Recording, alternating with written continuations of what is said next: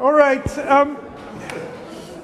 Let me recapitulate so far, because this lecture will be a kind of break in the argument that I have been developing. In the first 4 lectures, I tried to convey to you that idea of the transcendental, which includes the kinds of things which have been called religion in the anthropological literature, and which includes those things seamlessly, which means that to actually want to separate off religion is something which only happens in certain societies under certain circumstances. Because of this, for me, the term religion cannot be used analytically, but it can be used descriptively for certain types of societies. And indeed, what I want to do in this lecture and the next 2 is to try to explain under what circumstances something which looks a bit what the English or the German or the French word religion evokes gets created.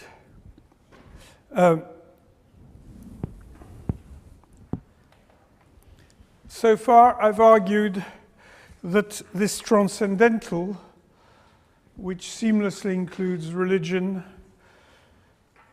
is built up thanks to the human-wide capacity for imagination and pretend play, something which distinguishes us quite sharply from other primates, and which, but of course, that's just a resource. It doesn't explain how it's going to be used in different types of societies. But it's one which enables the kinds of phenomena I've been talking about to occur. And these phenomena, I want to argue, are particularly important because they explain how human societies have been able to be so much more complex, so much more widespread than anything we find, for example, among chimpanzees or other of the higher primates, of the apes. So there's quite a lot hanging on this argument in evolutionary terms. What I want to do in these next 3 lectures is to explain when this transcendental level begins to look more like what, as I've said, the English term religion. And I want to look at how this happens in relationship to the development of the processes which we've called the state. I want to argue how the process which we indicate by the state brings about a detachment, a separation within the transcendental, because the state, or let's not call it something abstract, the rulers, the dominators, exploit its potential to build much larger structures, which exploit especially its time-defying capacity, something that I've been stressing throughout these lectures. The fact that the transcendental enables us to beat the continual transformation that characterizes both our non-transcendental, our transactional social life, and indeed beats the characteristics of all organic life, which is in a continual change of impermanence and transformation. The transcendental enables us to build something which is very, very odd in nature. That is apparent stability. It's not real stability, but it's the illusion the phenomenological creation of something which appears out of time. You remember I talked about roles, I talked about the children playing at being a teacher, I talked about kinship systems where people are assigned roles which appear to be time transcending in that they're not changing at every moment. It enables us to build things like descent groups and so on, which of course have this extraordinary time to descending. It would be equally true of nations, this extraordinary time descending capacity, which means that you see, for example, a descent group like a nation can say, you know, we came here 200 years ago and we will be here 100 years ago. An extraordinary feat of imagination, since of course there's nobody, it wasn't us who came 200 years ago. The play of pronouns is particularly interesting. So I shall argue that it's in the growth of state-like structures, and above all in the disintegration of state-like structures. When state-like structures begin to break up, that we begin to get things which look like kinds of things which we're most familiar with, the Abrahamic religions, but not just the Abrahamic religion. The link of the emergence of religion in an embryonic form with the state is evident in many, many places in what became something that one could almost call Incaic religion, as argued by John Muir. It's particularly well argued in that old book about ancient Egypt and Mesopotamia by Henry Frankfurt, where he has a look at the creation of something which looks much more familiar to us as a religion as a result of the Mesopotamian and the ancient Egyptian states. I think a similar argument could be made for Confucianism in its imperial form, and very obviously for Shintoism in Japan.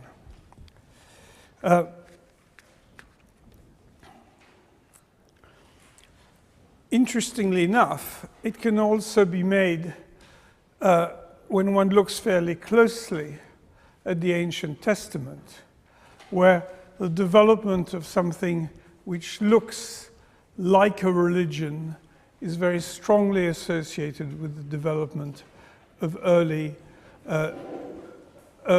Jewish states. And I shall argue even more so when one looks at the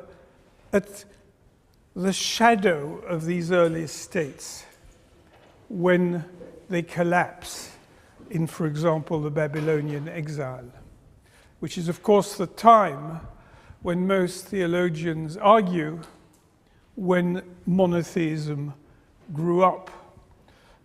Didn't grow up in the Middle East. It grew up when groups were actually separated from the Middle East. So a lot of my argument, and I think this is where I'll be to a certain extent talking about religion and the state, is probably a familiar one. Lots of people have argued this sort of thing. Where I do claim a certain originality is that I shall claim that even more important than the association which gets created between the transcendental and the state is what happens when the states collapse, which of course states do all the time.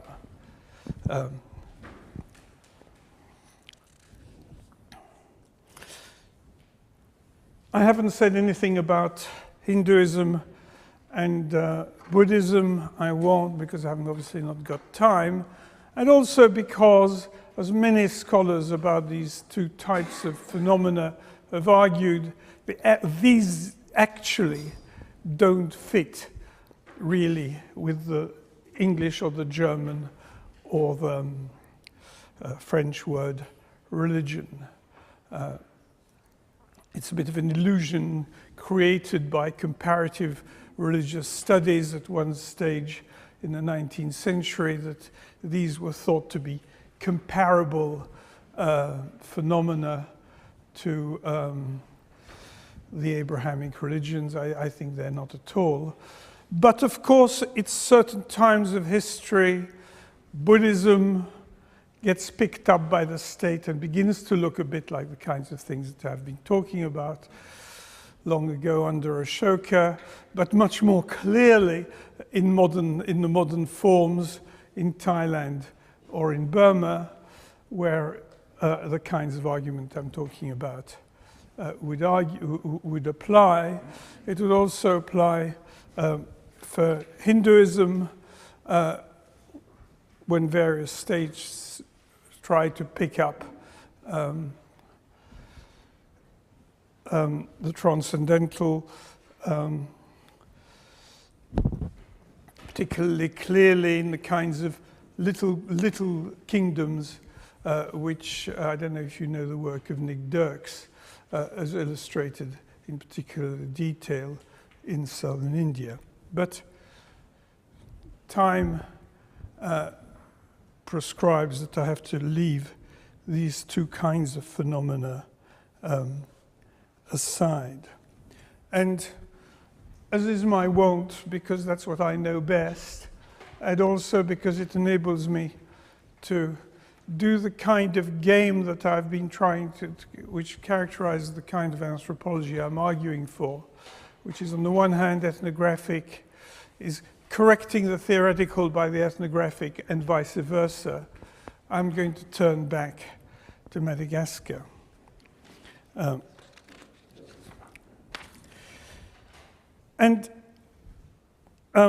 Before plunging in my main topic, I want to go back to these Zafimanieri, this little group of people,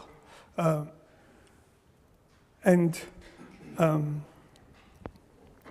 aspects of their social organization, which I've talked about before. I'm going to give you a little indication of where they are in relation to the other big group of people I will be talking about today, the Mariner. This is it. The Mariner, who had a kingdom which developed. The whole of this central area was an area of kingdoms for centuries. Little kingdoms grew up, disappeared. A particular kingdom centered around this sort of area developed towards the end of the 18th century and became extremely aggressive and strong. The two words go together when one's talking about kingdoms.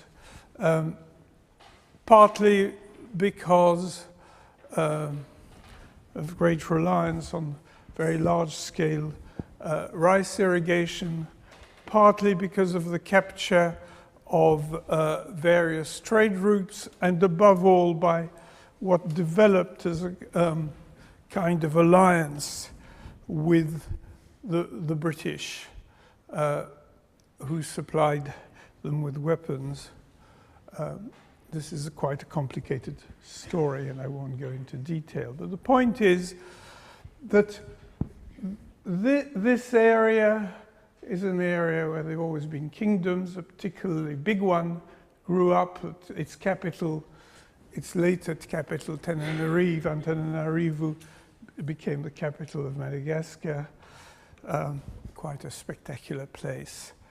The Zafimanieri, on the other hand, are people I've been talking about, a little group who'd be around here in the middle of the forest, who are very different, but they're not very different, but their difference is not accidental.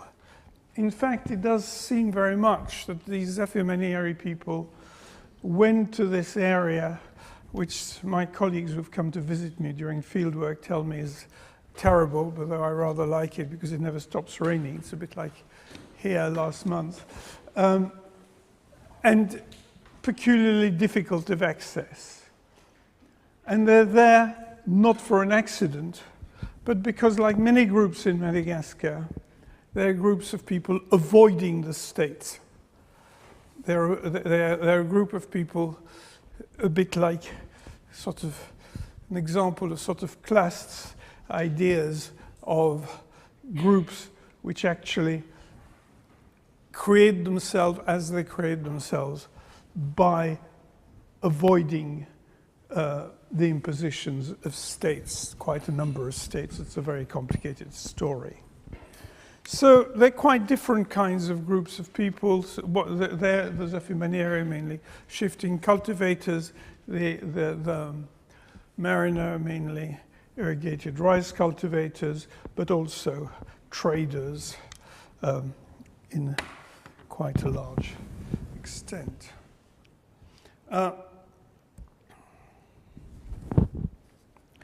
And there are other differences, which are the differences that I want to concentrate on.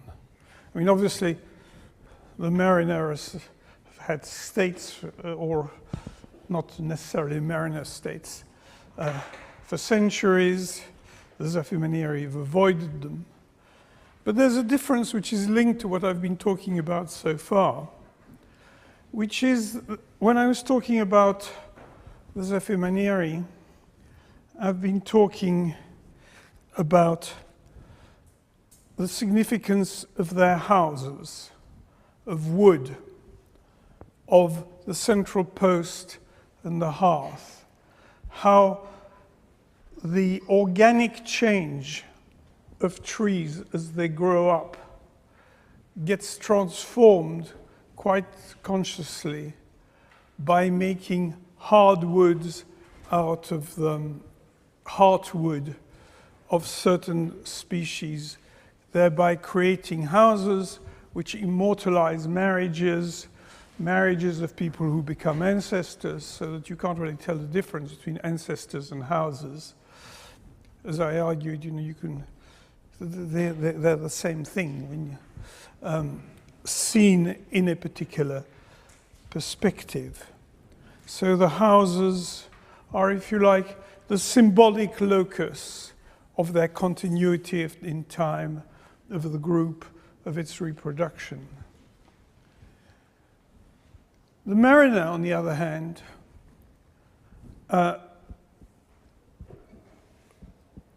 for most of the mariner, do not have houses in the way that the Zafimaniere have.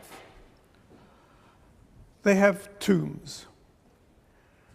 The whole of their focus of their reproduction, of their symbolic reproduction and continuity in time, is massive stone tombs, which have often, which will strike you if you go to this sort of area, which contrast with their houses, which are rather flimsy, dirty, and so on. Sort of nothing much mariner houses. Mariner tombs are a big deal. Zafimaniere houses are where things are. It's actually quite fascinating how when the Zafimaniere become mariner-like, the beautiful order of the Zafimaniere tomb just gets changed into a sort of mess, which kind of mess that mariner houses are. So we're having this contrast. And of course, it's also a contrast in where the most important rituals take place. The most important rituals for the mariner, as some of you have seen because it's been endlessly filmed, is the returning of corpses so that they are regrouped together in a tomb. The idea, it's absolutely essential that the group be regrouped as a group of bodies, of skeletons, together in a tomb. This is quite a mariner obsession. The Malagasy airline would go bankrupt if the mariner weren't doing this, because one of its major ways of making money is bringing back bodies from France to Madagascar so they can be regrouped in these massive tombs. And the tomb is the source of blessing in the way that for the Zephyr as I was trying to talk about it before, the house is the source of blessing. What do I mean by blessing?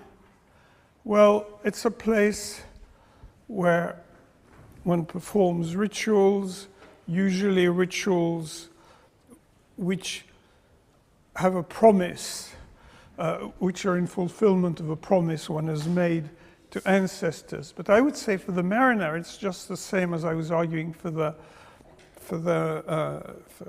Zephyr. One can't really separate the material tomb from the ancestors. It's more tomb worship, if you like, than ancestor worship in the traditional way, because it's from the regrouped family inside the tomb that the blessing which will produce children, wealth, above all the wherewithal to feed the children comes from. This is what one asks, this is what one hopes for.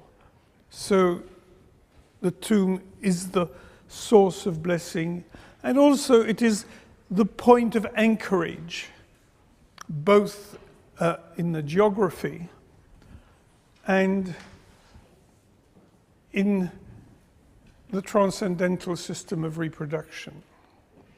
While for Zephyr, as I pointed out to you, it's the house focused on the central post and the hearth, but all the hardwood, the heartwood of the house. So we're having quite a nice, clear contrast between the two. And what I'm going to try to explain to you is how does that contrast come about, or how it can be explained. Now,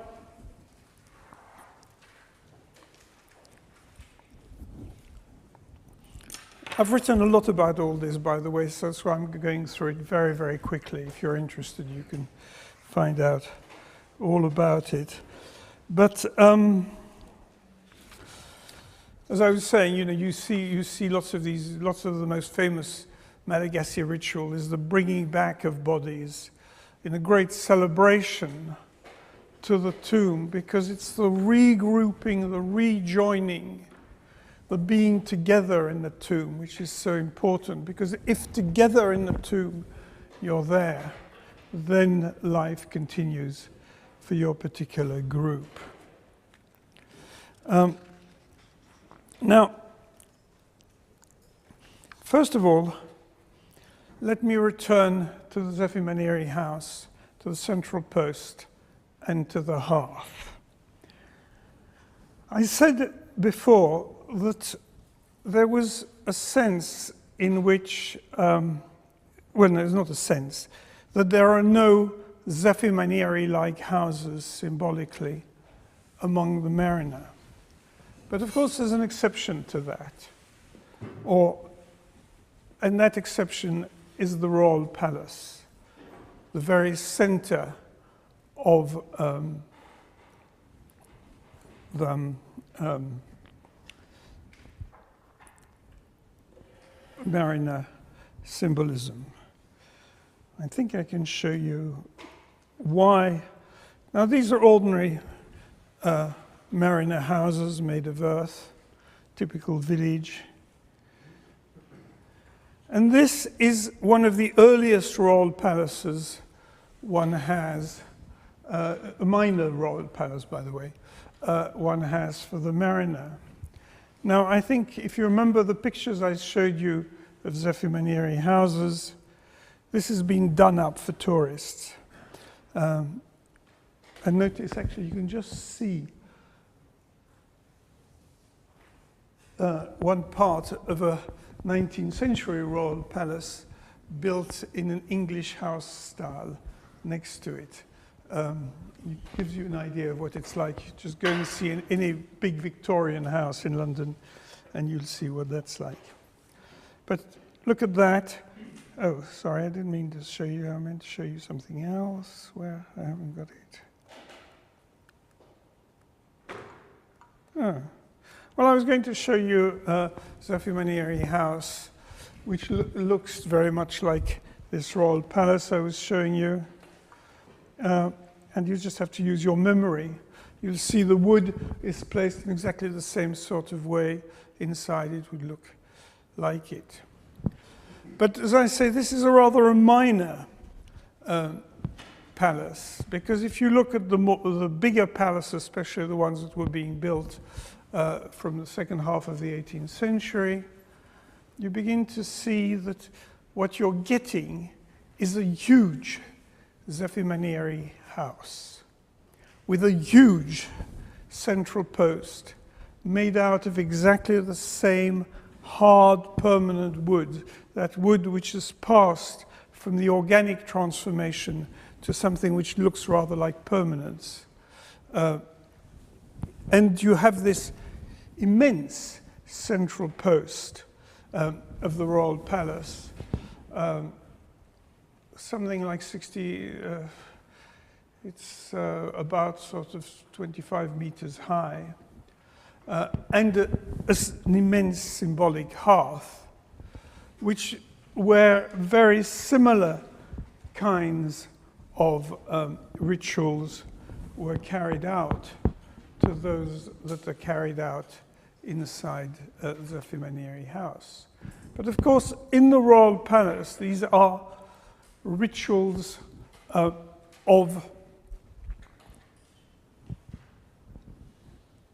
the kingdom, for the whole kingdom, as opposed for independent houses. Now, there's something I meant to say, which I haven't said because I wasn't looking at my notes, but I shall bring it in now because it'll become an essential part of it. One of the things that one could say about Zafimanieri society is that it corresponds rather nicely to the ideas of Louis Dumont. When he, I don't know how familiar, is that familiar with you at all? His ideas about hierarchy and holism. Dumont basically argues that in traditional societies, in nearly all societies in the world, probably in all ancient societies, the basis of the organization is hierarchical. By that, he doesn't mean to say that it's a sort of unequal, class-like, but that the group, and this would be true of the group around the Zafimanieri house,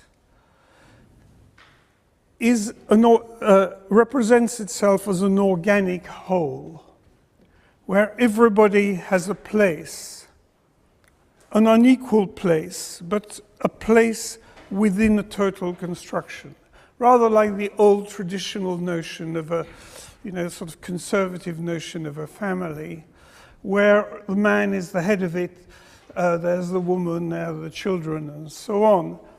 But to describe that in class terms misses the meaning that it has for people. They would sort of say, of course, the woman is below, but she has a different role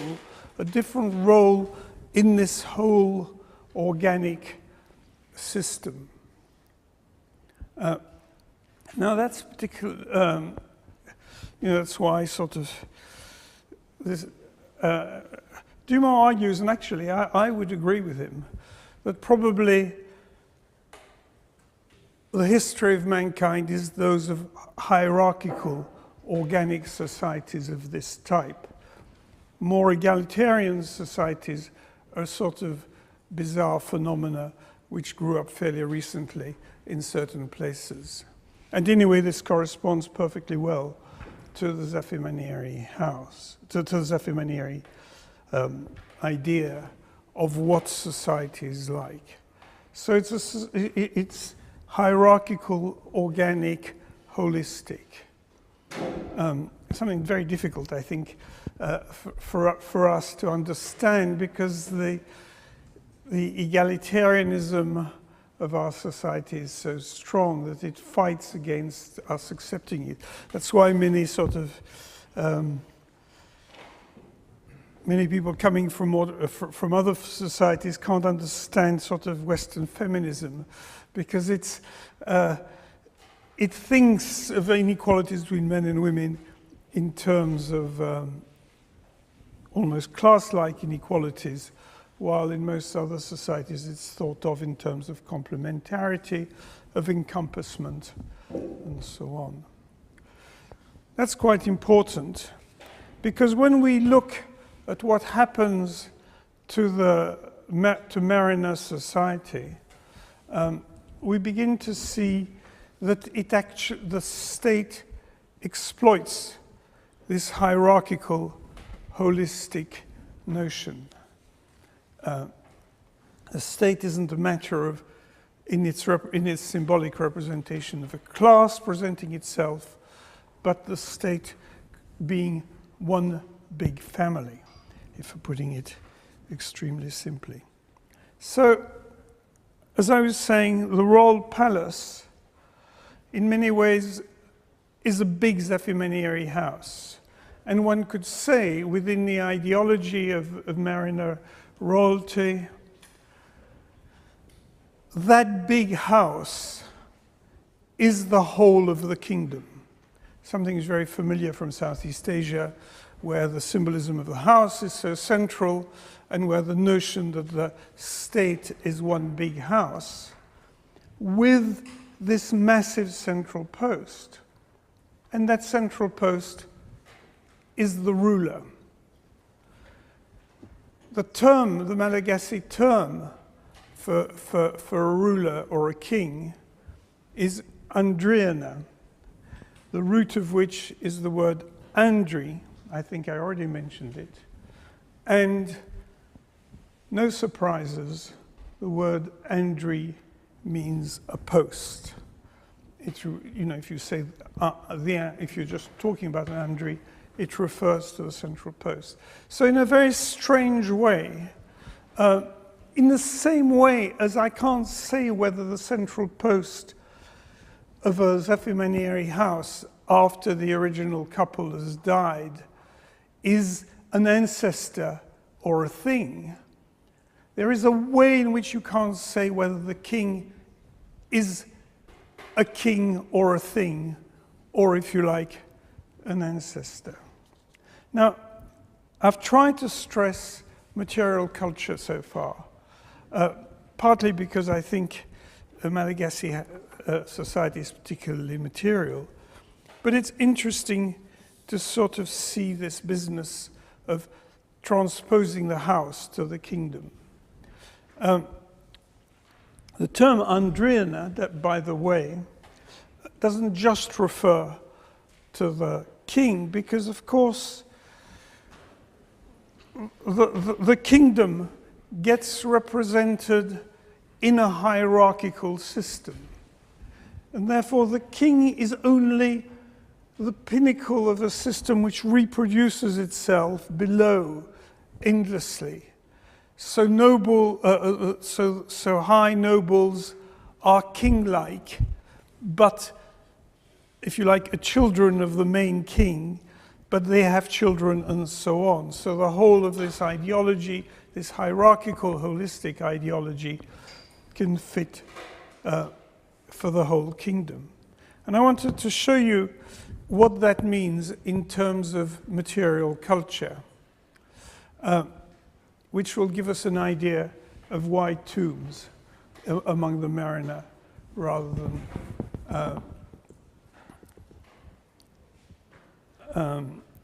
the Zafimanieri, rather than houses among the Zafimanieri.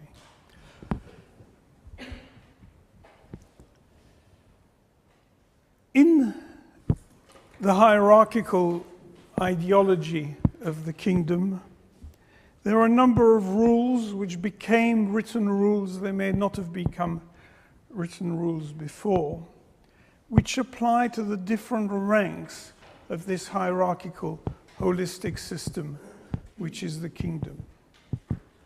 The most obvious one is for the lower subjects to become, they were not allowed to have their tombs anywhere near villages.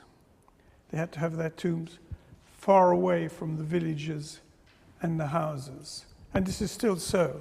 There's still the mariner tombs of the lower ranks are like that. And then you go higher up in the hierarchy, and you find the higher, beginning people were sometimes called nobles, but the word is misleading, or higher up in the hierarchy, are allowed to have their tombs inside the villages. And then you go even higher, and you get houses built on top of tombs. Those are the very highest nobles. And then, of course, by the time you get to the royals, the palace is like a tomb, but they have tombs, but they're within the enclosure of the royal palace. So you begin to sort of see the game between tomb and houses, which is being played within the mariner system. I've got pictures of those, I think. Now, that's the royal palace, by the way. That's a big royal palace. The French and the English try to be nice. Trying to be nice is a funny way of putting it. Try to influence the mariner rulers in different kinds of ways. And they thought nothing better than to embellish the royal palace. This is an early attempt by the French. You see, inside is a big Zafimanieri house. But a French envoy built this sort of immense balustrade and stuck up the eagle on the top to make it look posher. Then the English, I don't have a photograph of it, thought that they would do it even better, and they put a massive stone structure around the palace, so that you got sort of the colonial history also built beautifully around the palace. And then the whole thing burned down, but of course the stone structure stayed. So it's a rather sad story, which I'm not going to talk about.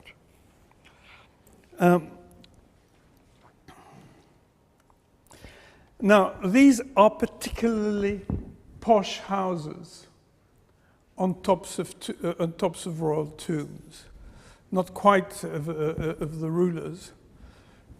You know, you think of their houses, and actually there's nothing in them, because those are the tombs. You see the stone tombs there. This is at a royal palace. But what I've been talking to you about is this housing, the symbolism of houses, which, as you go higher up, which comes up. So you have these, and I think, oh dear, don't say, I've lost it. I had a very nice house on top of a tomb just built a few years ago and photographed by a tourist who put it on the web. How amazing, this is not a house, this is on top of a tomb. But this is still being done by all these different kinds of ranks. So there's a kind of complicated transformation, if you like, from the Zafimanieri, where the locus of permanence is the house, to the ordinary low mariner, if you like, where the locus of permanence and reproduction, is the tomb. As you go up the hierarchy, the system begins to be more house-like and less tomb-like. In other words, if you like, and I'll come back to that point later in this and other lectures, the subjects are being given the possibility of permanent continuing life in death, while in life it's the ruler who has the place where both life and death come together, as in a Zephyrmaniere house.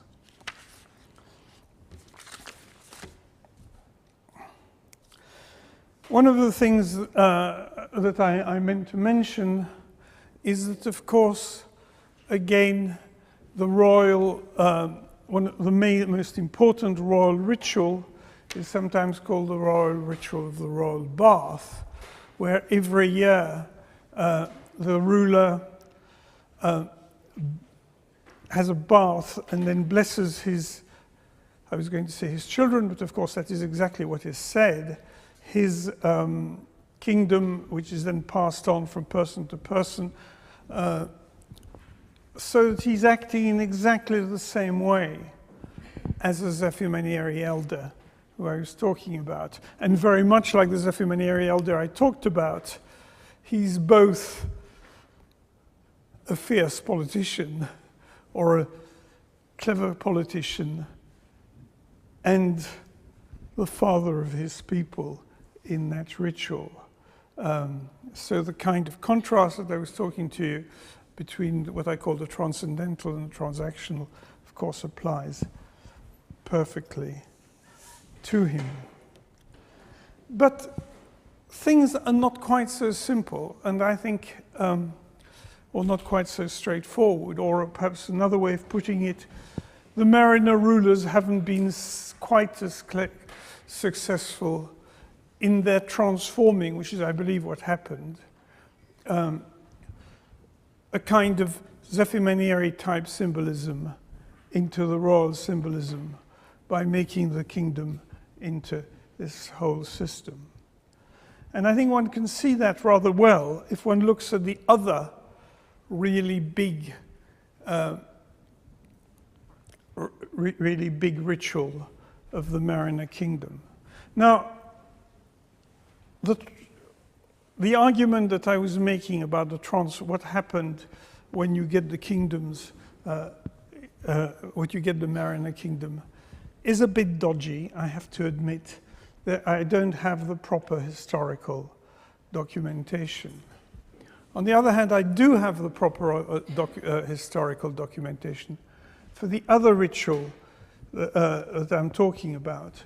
In fact, I wrote a book about it called From Blessing to Violence, which is about the circumcision ritual, where one knows in detail what happened and how the rulers transformed what was basically a familial ritual into a royal ritual.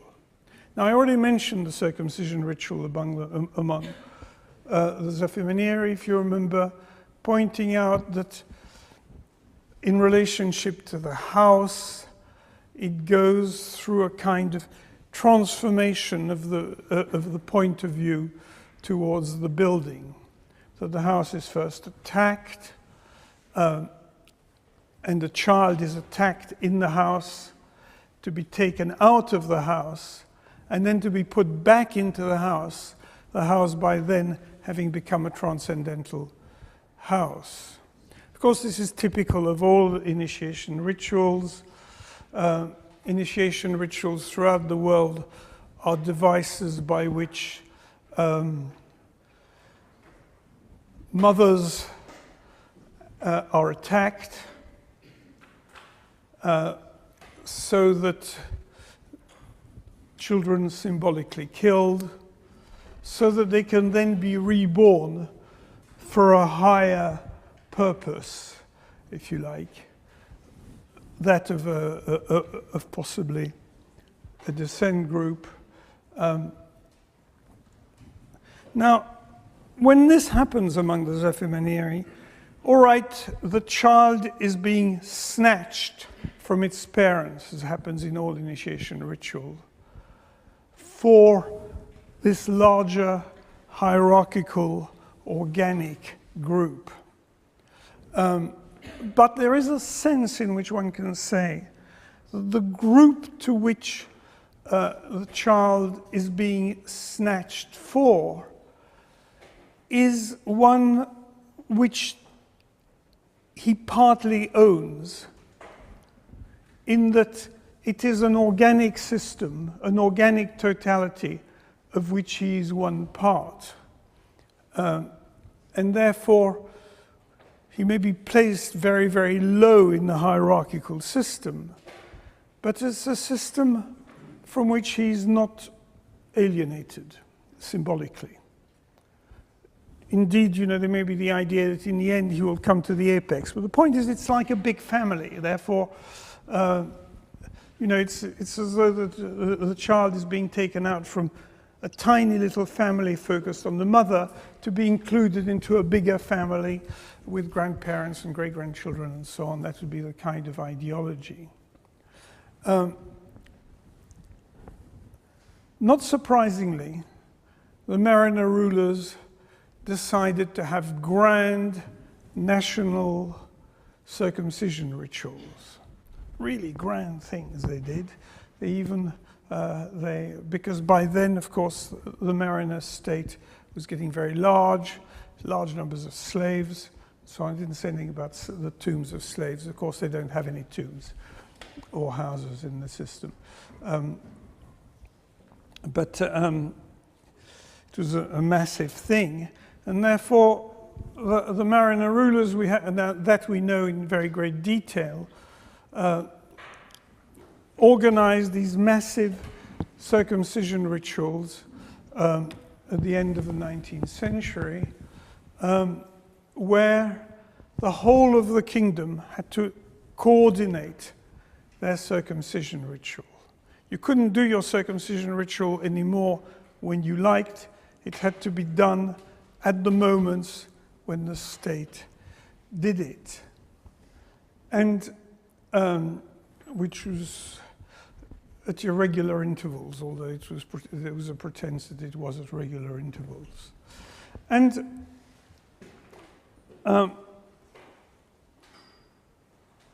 there was also another major change, which was that at the very height of the circumcision ritual, the child is blessed into the group in which it is going to become a part of. And this is linked with having water poured on his penis by the elder of the group after the operation has been done, which marks, if you like, the reincorporation into this transcendental house of the child after the circumcision ritual. Now you can imagine, I bet you can guess, what, as the state developed, what was changed by laws which we've all got. Elders were no more allowed to do this blessing of the child. On the contrary, the ruler or its representatives, of which there were very many all over the place, just in still following the logic of a hierarchical structure, was to do it. And children were to be taken to these kind of administrative posts around the kingdom, so that it came from the ruler that this incorporation of the child occurred.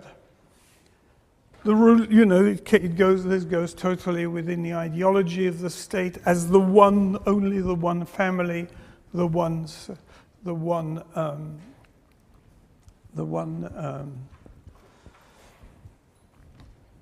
source of blessing, the one house.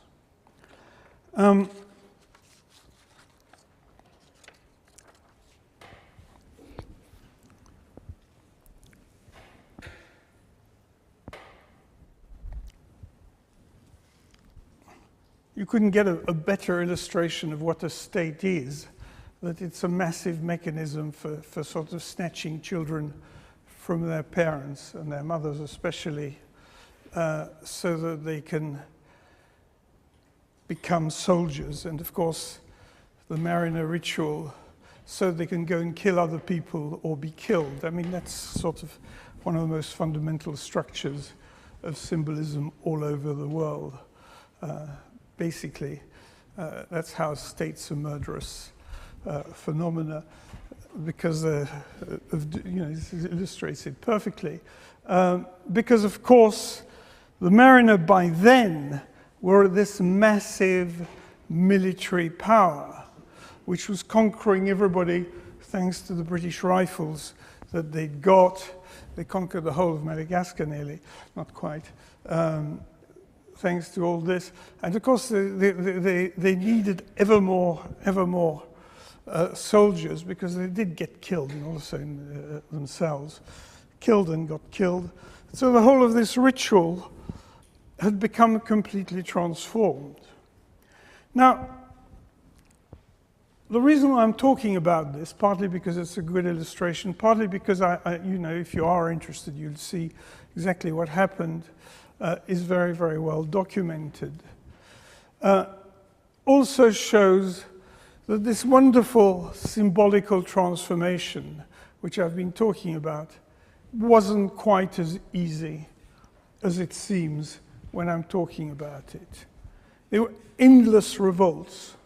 And of course, one of the major features of revolts were refusing children to be to have their circumcision taken over by the rulers, very largely because, of course, parents knew perfectly well that this was the first stage, in most cases, of them probably being killed in these endless wars, which were continually developing, but also for other reasons. So we have accounts again and again of revolts focusing on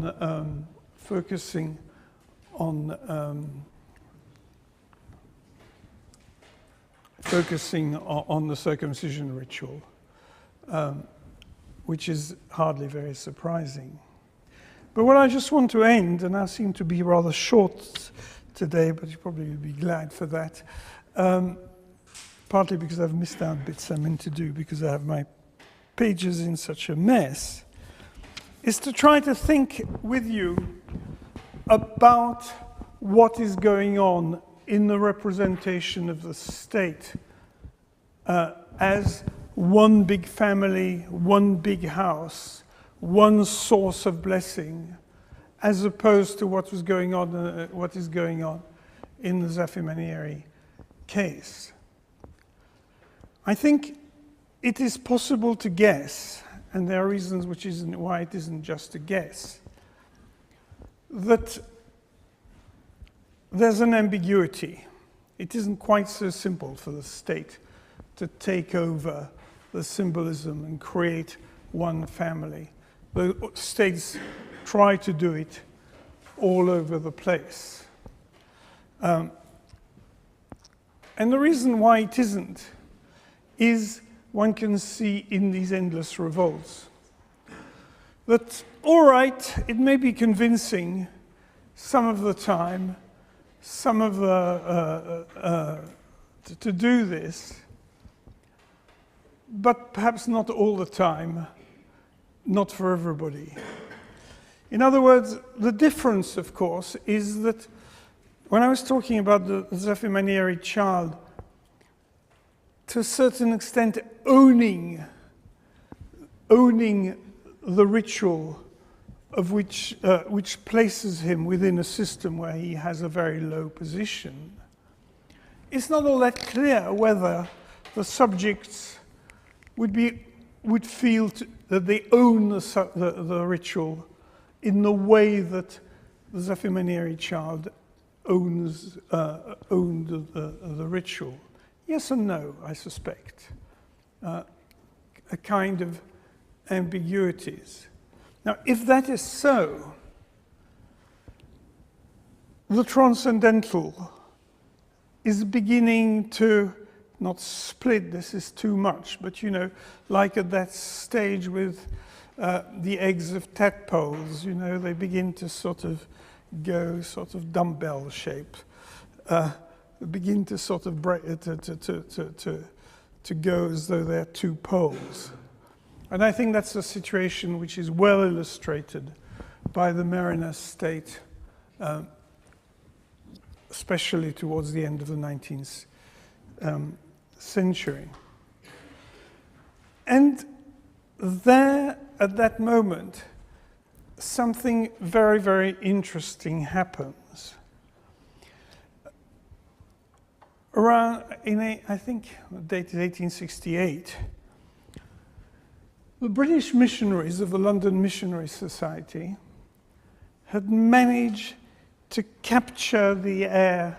And the capture is to sort of convince the heir to the throne to become a Christian, a Protestant Christian, and as they did, for example, in Botswana or in Oceania, a kind of they're trying to build up a very, very close association with the royals and to put Christianity they were trying to do exactly the same thing as the Mariner rulers, basically trying to create a kingdom which had Christianity in it instead of that kind of change. But again, you can fool some of the people some of the time, but it's rather difficult to do it all the time. Or rather, to put it, that creation was very ambiguous. And for other reasons, the state was at a point of weakness. And an extraordinary kind of revolt took place, called the Rama Manzana, where most of the population became possessed by the previous rulers, the rulers who hadn't begun to engage in this compromise with the Christians. And they started to move towards the capital in great processions, sort of thinking they were carrying the goods and the burdens of the dead ruler before. So in other words, and total chaos, sort of, and finally they managed to kill the king, by the way. So it was quite a successful revolt. They sort of converged. So it was very much as though the dead kingdom was coming back, quite separate by then from any kind of political phenomena. I think then one is beginning to see the beginning of something that looks very much like a kind of religion. And of course, I mean, those of you who are familiar with Africa will recognize this kind of phenomena, whereby kingdoms which have disappeared continue to exist, and indeed begin to combat political situations by coming in the form possessing the living. This is very much what happens in detail, what happens on the west coast of Madagascar. The examples of the Shona kingdoms, which have been often talked about, are that where a kingdom which disappeared seems to come back in a pure form to come and combat whatever political system there is. So we're beginning to get something which is beginning to look very, very much like religion building up. And as I said, interestingly enough, a somewhat analogous situation seems to have occurred among the ancient Jews, when after their kingdom gets completely defeated, they then begin to create monotheistic religion elsewhere, which is a kind of fantasy, if you like, of the ritual of the kingdom, deprived of its living elements, deprived of that combination which I argued characterizes the transcendental, of having put everything back together. And that's what I'll talk about next week.